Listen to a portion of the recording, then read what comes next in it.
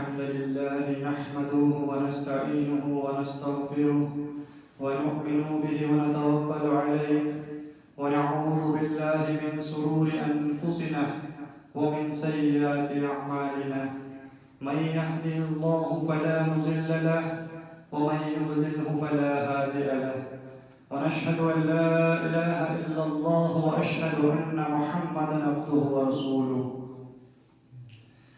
أما بعد فإن خير الحديث كتاب الله وخير الهدي هدي محمد صلى الله عليه وسلم وشر الأمور محدثاتها وكل محدثة بدعة وكل بدعة ضلالة وكل ضلالة في النار. أعوذ بالله من الشيطان الرجيم. بسم الله الرحمن الرحيم. يا أيها الذين آمنوا اتقوا الله حق تقاته ولا تموتن إلا وأنتم مسلمون. يا أيها الذين آمنوا اتقوا الله وقولوا قولا سديدا يصلح لكم أعمالكم ويغفر لكم ذنوبكم ومن يطع الله ورسوله فقد فاز فوزا عظيما. ألف لام ميم ذلك الكتاب لا ريب فيه هدى للمتقين الذين يؤمنون بالغيب ويقيمون الصلاة ومما رزقناهم ينفقون. ربي زدني علما ربي زدني علما ربی زدنی علما. شروع کرتا ہوں اللہ کے نام سے جو بڑا مہربان نہایت رحم کرنے والا ہے.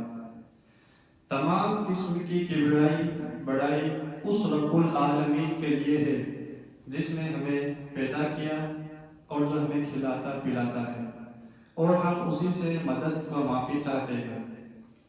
لا تعداد سلامتی برکتیں رحمتیں نازل ہو تمام انبیاء علیہ السلام پر، خاص طور پر آخری نبی تاجدار مدینہ محمد صلی اللہ علیہ وسلم پر اور ان کی آل و اولاد پر اور اصحاب رضی اللہ تعالیٰ عنہ پر.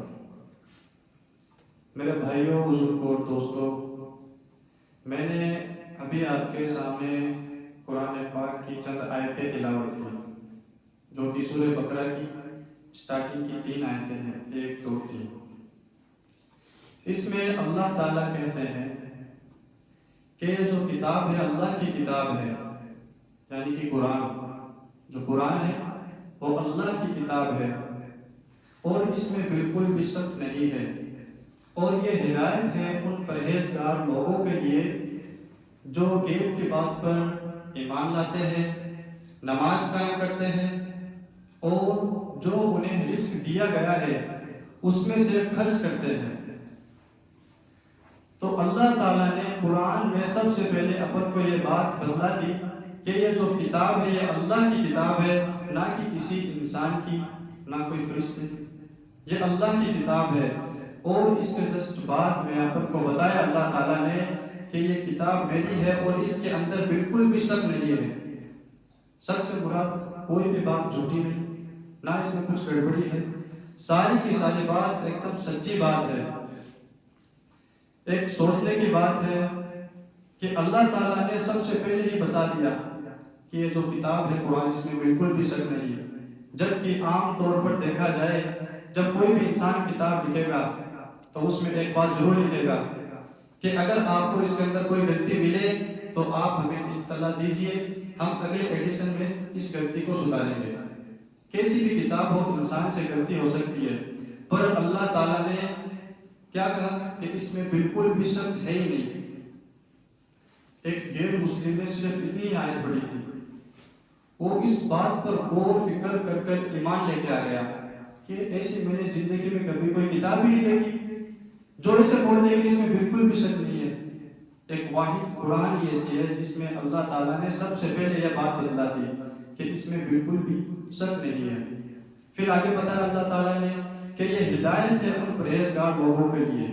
کن کے لیے؟ پرہیزگار جو غیب کی بات پر ایمان لاتے ہیں، نماز قائم کرتے ہیں اور جو بھی اللہ تعالیٰ نے انہیں دیا ہے جتنا کچھ بھی مال دولت جو بھی دیا ہے اس میں سے خرچ کرتے ہیں۔ اب یہ ہدایت پرہیزگاروں کے لیے ہے۔ اب ایک انسان جس کو دین سے کچھ مطلب ہی نہیں ہے، کچھ معلوم ہی نہیں ہے، نہ نماز پڑھتا ہے، نہ روزہ رکھتا ہے، نہ زکوٰۃ دیتا ہے، تو اس کو کیسے ہدایت ملے گی؟ تھوڑی تو فکر کرنی پڑے گی انسان کو، نماز پڑھے گا، روزہ رکھے گا، قرآن کی تلاوت کرے گا تو اللہ تعالیٰ اس کو ہدایت ضرور دے گا، اور اللہ تعالیٰ جسے چاہے ہدایت دے دیتا ہے۔ تو میرا آج کا عنوان بھی یہی ہے، قرآن اور ہماری ذمہ داری۔ قرآن سے ہماری کیا ذمہ داری ہے؟ کیا اپنے اوپر ذمہ داری ہے قرآن کے ریلیٹڈ؟ تو انشاءاللہ تعالیٰ میں میری بات قرآن اور حدیث کی روشنی میں آپ کے سامنے رکھوں گا، اور امید کرتا ہوں کہ آپ سب غور سے میری بات کو سنیں گے اور اس کے اوپر عمل بھی کرو گے۔ سب سے پہلے اپن جانتے ہیں کہ اللہ تعالیٰ نے قرآن کو نازل کیوں کیا؟ سوچنے کی بات ہے، قرآن کو کیوں نازل کیا اللہ تعالیٰ نے؟ تو سب سے پہلے جانتے ہیں اللہ تعالیٰ نے قرآن کو کیوں نازل کیا۔ جیسے کہ آپ آج دیکھتے ہیں اپن، جیسے جو کام ہو رہے ہیں آج کے معاشرے کے اندر، کیا اللہ تعالیٰ نے قرآن کو اس لیے نازل کیا تھا کیا اس کا تعویذ بنا لیا جائے، یا کسی مریض یا بچے کو پہنا دیا جائے، یا پھر اس لیے نازل کیا تھا کہ اس کو دزان کے اندر لپیٹ کر ایک الماری کے اندر رکھ دیا جائے، یا پھر اس لیے نازل کیا تھا قرآن کو جب اپنے بیچ میں جھگڑا یا فساد ہو قرآن کو اٹھایا جائے اور اس کی قسم کھائی جائے؟ نہیں، ہرگز نہیں، اس لیے قرآن نازل نہیں ہوا۔ اللہ تعالیٰ نے قرآن کو اس لیے نازل کیا کہ اس کے آیتوں کے اوپر غور اور فکر کیا جائے اور اپنی زندگی کا دستور بنایا جائے۔ ایک ایک آیت اپنی زندگی کے اندر اپن اتارے، دیکھیں کہ اس آیت میں جو لکھا ہوا ہے کیا اس کے اوپر میرا عمل ہے؟ یہ مطلب تھا کہ قرآن نازل کرنے کا۔ کیوں اللہ تعالیٰ نے قرآن کو نازل کیا؟ اس کی ایک ایک آیتوں کے اوپر غور فکر کیا جائے، کیا اپنی زندگی میں ایسا عمل ہے جو قرآن میں حرام کام بتایا گیا ہے وہ اپن نے چھوڑ دیا؟ اپنی زندگی سنوارنے کے لیے قرآن کو اتارا گیا تھا، پر آج جو میں نے ابھی باتیں بتائی وہ کام میں قرآن کو یوز کیا جا رہا ہے۔ سراسر غلط ہے یہ کام، جبکہ اپن کو نصیحت حاصل کرنے کے لیے قرآن کو اتارا گیا تھا، اس لیے نازل کیا گیا تھا۔ جیسے کہ رسول اللہ صلی اللہ علیہ وسلم نے کہا کہ میں آپ کے پاس دو چیز چھوڑ کے جا رہا ہوں، ایک کتاب اللہ کی کتاب، اور ایک میری سنت۔ تم ان دونوں چیزوں کو مضبوطی سے تھام لو گے تو تم گمراہ نہیں ہو سکو گے۔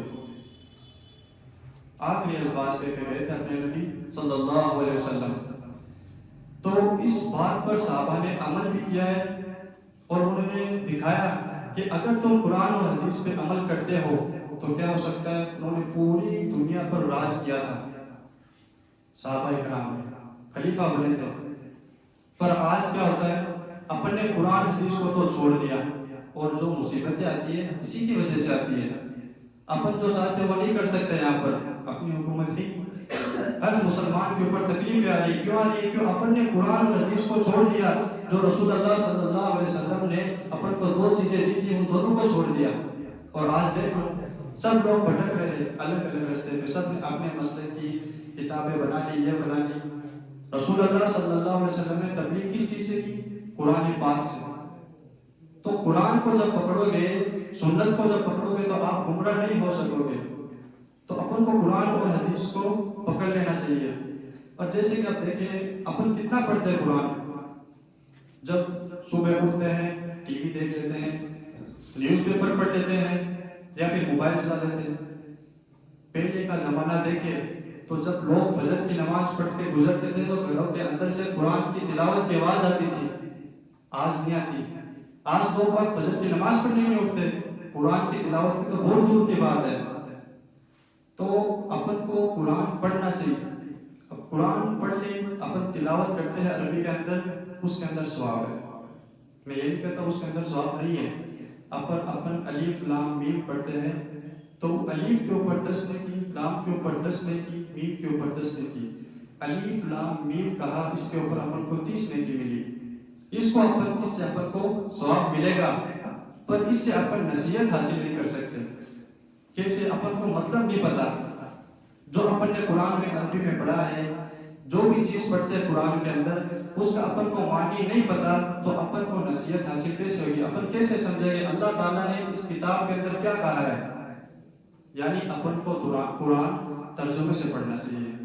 زندگی میں کم سے کم ایک بار تو ترجمے سے پڑھے, ایک بار تو جانے قرآن کو کہ اللہ تعالیٰ نے یہ بات کیا کہی ہے قرآن کے اندر, اپن کو کیا کہنا چاہتے ہیں اللہ تعالیٰ, اس دنیا کے اندر کیوں بھیجا ہے. سب بات قرآن کے اندر اللہ تعالیٰ نے اپن کو بتائی ہے, تمہیں کیا کرنا ہے, تمہارے لیے کیا جائز ہے, کیا حرام ہے. اگر اپن قرآن کو سمجھ کر پڑھیں گے, اس پہ غور و فکر کریں گے تو اپنی زندگی سنور جائے گی. اگر اپن قرآن کو چھوڑ دیں گے, نہیں پڑھیں گے تو اپنی زندگی خراب ہی ہوتی جائے. تو قرآن کو کم سے کم ایک بار زندگی میں سمجھ کر پڑھے, جانے کہ اللہ تعالیٰ نے کیا کہا ہے قرآن کے اندر, اللہ تعالیٰ کیا کہنا چاہتا ہے. جس رب العالمین نے اپن کو پیدا کیا, اس دنیا کے اندر بھیجا, جو اپن کو کھلاتا ہے پلاتا ہے, اس کی بات تو جانے ایک بار, کیا کہنا چاہ رہا ہے اللہ تعالیٰ اپن سے. بس علماء کرام قرآن پڑھ لیتے ہیں, اس کا مطلب جان لیتے ہیں. کیا قرآن صرف علماء کرام کے لیے نازل ہوئے؟ نہیں, ہر مسلمان کے لیے, جبکہ غیر مسلم کے لیے بھی قرآن ہے. پورے امت کے لیے قرآن نازل ہوئی تھی, تو وہ سب کے لیے ہے. قرآن صرف علماء کرام کے لیے نہیں ہے. جیسے کہ اللہ تعالیٰ نے قرآن کے اندر کہا ہے, ہم نے قرآن کو سمجھنے کے لیے آسان کر دیا ہے کہ کوئی ہے جو اسے پڑھ کر نصیحت حاصل کر سکے. بہت جگہ اللہ تعالیٰ نے قرآن میں یہ بات کہی ہے. اگر اس آیت کے اوپر اپن تھوڑا سا غور کریں, اللہ تعالیٰ نے بتایا کہ میں نے قرآن کو سمجھنے کے لیے آسان کر دیا. تو یہ عام انسان کے لیے حکم ہے, صرف علماء کرام کے لیے نہیں ہے. تو ہر انسان کو یہ بات سمجھنی چاہیے, جاننی چاہیے کہ اللہ تعالیٰ قرآن میں کیا کہہ رہا ہے. ایک بار اپن کم سے کم اس بات کو جانیں کہ اللہ تعالیٰ نے قرآن کے اندر اپن کو کیا کہا ہے, کیا ذمہ داری ہے اپنے اوپر. اب اگر اپن قرآن کو نہیں پڑھیں گے, اس کو پیٹھ پیچھے چھوڑ دیا, تو رسول اللہ صلی اللہ علیہ وسلم قیامت کے دن اپنی شکایت کریں گے. یہ بھی بات اللہ تعالیٰ نے قرآن کے اندر کہی ہے کہ رسول کہیں گے, اے اللہ میری قوم نے قرآن کو چھوڑ رکھا تھا. اب چھوڑنے سے کیا مطلب ہے, کیسے چھوڑ رکھا تھا؟ یہ ایک سوچنے کی بات ہے. اپنے پاس قرآن کی ایک آیت آئی, اپن نے دیکھ لیا یہ کام حرام ہے, پھر بھی اپن نے وہ کام نہیں چھوڑا, تو اپن نے قرآن کی آیت کو ٹھکرا دیا اور اپنے کام کو جاری رکھا, جبکہ وہ کام حرام تھا, نہیں چھوڑا اپن نے اس کام کو. تو اسی وجہ سے رسول اللہ صلی اللہ علیہ وسلم قیامت کے دن اپنی شکایت کریں گے کہ میری قوم نے, میری امت نے قرآن کو چھوڑ رکھا تھا. اگر اپن قرآن کی آیتوں کے اوپر غور و فکر نہیں کریں گے, اس پر عمل نہیں کریں گے, تو اس کا مطلب یہی ہے کہ اپن نے قرآن کو چھوڑ دیا. اگر آپ چاہتے ہو رسول اللہ صلی اللہ علیہ وسلم اپنے لیے یہ شکایت نہ کرے, تو اپن کو قرآن کے اوپر عمل کرنا ہوگا. اس کی جو بات ہے قرآن کے اندر اس کو سمجھنا ہوگا, ٹھکرانا نہیں ہے. جو جائز ہے اس کو جائز کریں گے, جو حرام ہے اس کو چھوڑ دیں گے, جب جا کر اپن نے قرآن کو مضبوطی سے پکڑا ہوگا. اب قرآن کی کچھ ذمہ داریاں بھی اپنے اوپر, تو میں کچھ ذمہ داریاں بتاتا ہوں. سب سے پہلے ذمہ داری ہے کہ قرآن کے اوپر ایمان لے کے آئے. سب سے پہلے ذمہ داری. اب ایک افسوس کی بات ہے, مسلمانوں کو بتانا پڑتا ہے کہ تم قرآن کے اوپر ایمان لے کے آؤ, جبکہ قرآن کے اوپر ایمان نہیں تو وہ مسلمان ہے ہی نہیں. قرآن کے اوپر ایمان لے کے آنا ہوتا ہے. اب کیسے ایمان؟ ہر مسلمان بولتا ہے ہاں ہمارا ایمان ہے اس کے اوپر, سچی کتاب ہے, اللہ کی کتاب ہے, بالکل ایمان ہے ہمارا. پر تم ایمان دل سے لے کے آؤ. جیسے تمہیں ایمان ہے, جو آگ جل رہی ہے اس کے اندر آپ ہاتھ نہیں دیتے, آپ کو پتہ ہے میرا ہاتھ جلا دے گی, ایسا ایمان آپ قرآن کے اوپر بھی لے کے آؤ. کیا جو بات اللہ تعالیٰ نے حرام کر دی ہے اور بتا بھی دیا اگر یہ کام کرو گے تو یہ سزا ملے گی, تو آپ کو وہ کام چھوڑنا ہوگا. اس طریقے سے آپ ایمان لے کے آؤ قرآن کے اوپر بھی, جب جا کر بات بنے گی, تب پتہ چلے گا آپ کا ایمان کتنا ہے. اور اپن دیکھیں اپنا کیا عمل ہے وہ قرآن کے مطابق ہے نہیں ہے. صاف ظاہر سی بات ہے, اپنے جو عمل ہے کہیں سے وہ قرآن کے مطابق نہیں ہے. اس کا مطلب یہی ہے اپنا ایمان نہیں ہے قرآن کے اوپر, اپن نے چھوڑ رکھا ہے قرآن کو. اگر ایمان ہوتا تو اپن بھی اس طرح سے بچتے ان حرام کاموں سے جیسے اپن آنکھ کے اندر ہاتھ دینے سے بچ رہے تھے. آنکھ کے اوپر اپنا ایمان ہے، پتہ ہے وہ ہاتھ جلا دے گی میرا، تو ہاتھ نہیں دے رہے اس کے اندر. تو یہ ایک ذمہ داری ہے کہ اس کے اوپر ایمان لے کے آئے تو دل سے لے کے آئے. زبان سے تو سب اقرار کرتے ہیں، پر جب دل سے لے کے آگے تو ہی وہ ایمان ہوگا قرآن کے اوپر. اب دوسری بات ہے کہ قرآن کی تلاوت کی جائے. جب بھی قرآن گھر میں لکھے تو اس کی کم سے کم اپن تلاوت تو کریں. اب تلاوت کیسے کریں؟ اس کو ایک دم ٹھہر ٹھہر کے پڑھیں، آرام سے، اطمینان سے، سکون سے قرآن پڑھیں. اللہ تعالیٰ نے قرآن میں کہا کہ تم قرآن کو ٹھہر ٹھہر کے پڑھو. اور قرآن سے پڑھنے کا فائدہ کیا؟ یہ ایک روح کی غذا ہے. جب انسان کے کوئی بھی روحانی بیماری ہوتی ہے تو قرآن سے اس کا علاج کیا جا سکتا ہے، اور اسی سے علاج ہوتا ہے. کوئی بھی روحانی بیماری ہو، کسی کے اندر اثرات ہو گئے، جن وغیرہ کچھ بھی، تو قرآن کی تلاوت کر کے اس کی اپن علاج کر سکتا ہے. تو یہ روح کی غذا بھی ہے. اب قرآن کے کچھ آداب بھی ہے، جیسے کہ اپن جب بھی قرآن پڑھے تو اپنا لباس پاک ہونا چاہیے، جگہ پاک ہونی چاہیے، اور قرآن پڑھنے سے پہلے اعوذ باللہ من الشیطان الرجیم بسم اللہ الرحمن الرحیم ضرور پڑھیں جب بھی اپن قرآن پڑھیں. اب دوسری بات کہ جب قرآن سیکھے تو تجوید کے ساتھ سیکھے. یہ ایک بہت اہم مسئلہ ہے. اپنے معاشرے کے اندر قرآن سکھایا جاتا ہے پر تجوید کے ساتھ نہیں سکھایا جاتا. آپ جب بھی اپنے بچوں کو کسی کے بھی پاس پڑھائے، کسی بھی علماء اکرام کے پاس پڑھا رہے ہو، تو کم سے کم اسے اتنا ضرور بتا دیجئے کہ مولانا صاحب میرے بچے کو قرآن تجوید کے ساتھ پڑھاؤ، آپ کا جتنا ہدیہ بنے گا ہم ایکسٹرا دے دیں گے، پر اس کو قرآن صحیح طریقے سے سکھاؤ. اگر بچہ قرآن صحیح طریقے سے نہیں پڑھتا اور اپن بھی قرآن کو تجوید کے ساتھ نہیں پڑھ رہے تو جو الفاظ ہیں ان کا معنی بدل جاتا ہے. جیسے کہ ایک ایگزامپل دیتا ہوں. ایک دعا ہے، یا مقلب القلوب، ایک دلوں کو پھیرنے والے. اب اس میں قلوب بھی آیا ہے، یہاں پر بڑا کاف اس کو پور کر کے پڑھا جائے گا. جیسے کہ قلب ہے، قلب کا مطلب ہوتا ہے دل. اب اپن قلب پڑھیں گے صرف نارمل لینگویج میں، جو چھوٹا کاف سے پڑھتے ہیں قلب، تو اس کا مطلب ہو جاتا ہے کتا. دونوں ہے کاف ایک پور کر کے پڑھا جا رہا ہے اور ایک نارمل، تو مطلب چینج ہو گیا. تو یہاں پر تجوید کا سیکھنا بہت ضروری ہے. اگر آپ قرآن تجوید سے نہیں پڑھتے ہو تو اس کا معنی چینج ہو جاتا ہے بالکل بھی. تو قرآن کو تجوید کے ساتھ سیکھے اور روزانہ کا معمول بنائے اس کو تلاوت کرنے کی. روز قرآن کو پڑھے، دن میں پڑھے یا ایک وقت دے کر لے، کبھی بھی آپ کو قرآن کو پڑھنا چاہیے. اور قرآن کو کم سے کم اچھی آواز میں ضرور پڑھے. ایک حدیث ابو داؤد کی، رسول اللہ صلی اللہ علیہ وسلم کہتے ہیں کہ جو انسان قرآن کو خوبصورت آواز میں نہیں پڑھتا وہ ہم میں سے نہیں. تو قرآن کو اچھی آواز میں ضرور پڑھے اور قرآن کو سمجھا جائے، یہ بہت ضروری ہے. میں نے اسٹارٹنگ میں بھی یہ بات بتائی تھی، اور ایک اپنی ذمہ داری بھی ہے کہ جو کتاب اللہ تعالیٰ نے اتاری ہے اس کو ایک بار سمجھ کے پڑھے. پر کئی لوگ بولتے ہیں کہ قرآن کو سمجھ کے پڑھنے سے لوگ گمراہ ہو جاتے ہیں، جبکہ اللہ تعالیٰ نے قرآن میں بتا دیا کہ میں نے اس کتاب کو سمجھنے کے لیے آسان کر دیا ہے کہ کوئی ہے اس سے جو نصیحت حاصل کر سکے. اللہ تعالیٰ کہہ رہے ہیں کہ اس سے آپ نصیحت حاصل کرو، اور کئی لوگ کہتے ہیں کہ اس سے لوگ گمراہ ہو جاتے ہیں پڑھنے سے. تو کیسے گمراہ ہو گئے؟ جبکہ غیر مسلم اس کتاب کو پڑھ کر ایمان لے کے آتے ہیں، مسلمان بن جاتے ہیں. کئی واقعات سنے ہوں گے آپ نے بھی کہ فلاں شخص نے قرآن پڑھا اور وہ مسلمان بن گیا. تو اس سے ہدایت ملتی ہے، جبکہ لوگ باگ گمراہ نہیں ہوتے. غیر مسلم اس سے ایمان لے کے آ رہے تو ایک مسلمان گمراہ ہو جائے گا. سوچنے کی بات ہے یہ. اور پھر اپن قرآن کو پڑھ لیے، سمجھ لیے، اس کے بعد اس کے اوپر عمل بھی ہونا چاہیے. اپن نے پڑھ لیا، سمجھ لیا، عمل نہیں تو کیا کام. پھر عمل کرنے کے بعد قرآن میں جو اپن نے پڑھا ہے، جو سیکھا ہے، وہ دوسروں تک پہنچانا بھی چاہیے. یہ اپنی ذمہ داری بنتی ہے. رسول اللہ صلی اللہ علیہ وسلم نے 23 سال تک قرآن کی دعوت سب کو بتایا. آج یہ وحی ہوئی ہے، پوری قرآن لوگوں کو بتایا. تو اب تو اپنی ذمہ داری بنائیے کہ اپن لوگوں کو بتائے، جو بھی قرآن میں آیتیں ہیں، جو اپن نے پڑھی ہے، جو بھی دین کی بات سیکھی، سب کو بتائے. غیر مسلم تک کو بتانا چاہیے کہ یہ بات قرآن میں ہے، یہ ایسی باتیں ہیں. تو اپن کو قرآن کو ایک بار سمجھ کے ضرور پڑھنا چاہیے.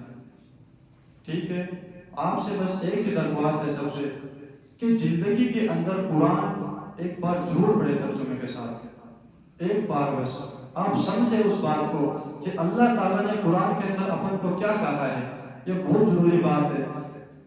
اور جب بھی اپنے بچے کو مدرسے کے اندر ڈالے تو اس کو تجوید کے ساتھ قرآن ضرور سکھائیں، یہ بہت اہم بات ہے۔ اپنی مسجد میں قرآن سکھایا جاتا ہے اور ایک دم تجوید کے ساتھ سکھایا جاتا ہے، تو آپ یہاں بھی بیٹھ سکتے ہو، ایک دم اچھی تعلیم دی جاتی ہے بچے کو، اس کو دعائیں بھی، تو قرآن بھی ایک دم تجوید کے ساتھ سکھایا جاتا ہے۔ تو آپ کو یہ غور فکر کرنی ہے آپ کے بچوں کی، سب کی، ٹھیک ہے۔ آخر میں اللہ تعالیٰ سے دعا کرتا ہوں میں کہ اللہ تعالیٰ ہمیں قرآن کو سمجھنے کی توفیق دے، اس کی جو بات ہے قرآن کے اندر اس کے اوپر عمل کرنے کی توفیق دے، اور ہمارے بچوں اور جو بھی ہے ہم سب قرآن کو تجوید کے ساتھ سیکھیں اور ہمارے تمام گناہوں کو معاف کریں، اور کیا سے زیادہ اللہ تعالیٰ ہمیں عمل کرنے کی توفیق دے۔ وآخر دعوانا الحمد للہ رب العالمین۔ السلام علیکم ورحمۃ اللہ وبرکاتہ۔